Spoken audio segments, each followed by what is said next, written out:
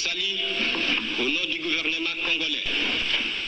Cette indépendance du Congo, si elle est proclamée aujourd'hui dans l'attente avec la Belgique, pays ami avec qui nous traitons d'égal à égal, ni les Congolais digne de ce nom ne pourra jamais oublier cependant que c'est par la lutte qu'elle a été conquise.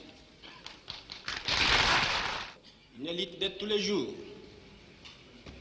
une lutte ardente et idéaliste, une lutte dans laquelle nous n'avons mélangé ni nos forces, ni nos privations, ni nos souffrances, ni notre sang.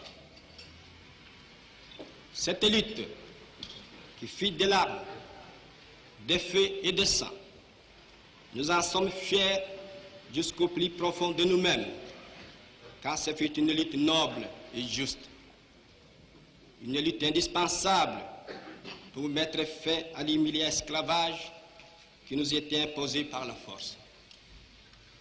Ce qui fit notre sort à 80 ans du régime colonialiste, nos blessures sont trop fraîches et trop douloureuses encore pour que nous puissions les chasser de notre mémoire. Quand nous avons connu le travail harassant, exigé en échange de salaires qui ne nous permettaient ni de manger à notre faim, ni de nous vêtir ou nous loger décemment, ni d'élever nos enfants comme des êtres chers. Hommage aux combattants de la liberté nationale. Vive l'indépendance et l'unité africaine.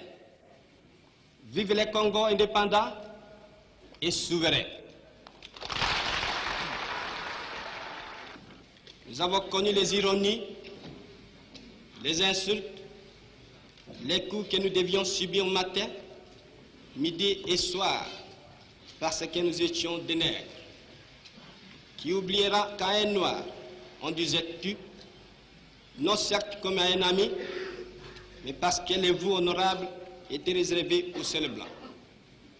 Nous avons connu que nos terres furent spoliées au nom des textes prétendument légaux qui ne faisaient que reconnaître les droits du plus fort.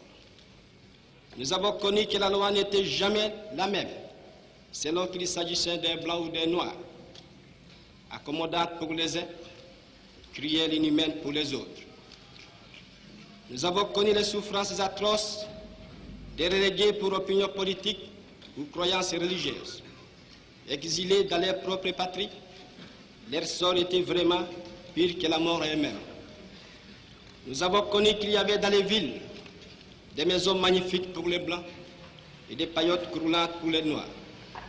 Que les noirs n'étaient admis dans les cinémas, ni dans les restaurants, ni dans les magasins d'Européens. Que les noirs voyageaient à même la coque de péniche, au pied du blanc dans sa cabine de luxe. Qui oubliera enfin les fusillades où périt tant de nos frères. Les cachons furent brutalement jetés, ceux qui ne voulaient plus se soumettre au régime d'injustice, d'oppression et d'exploitation.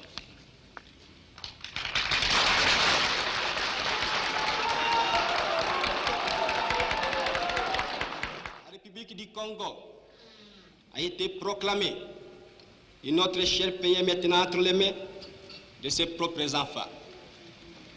Ensemble, mes frères, mes sœurs, nous allons commencer une nouvelle lutte sublime qui va mener notre pays à la paix, à la prospérité et à la grandeur.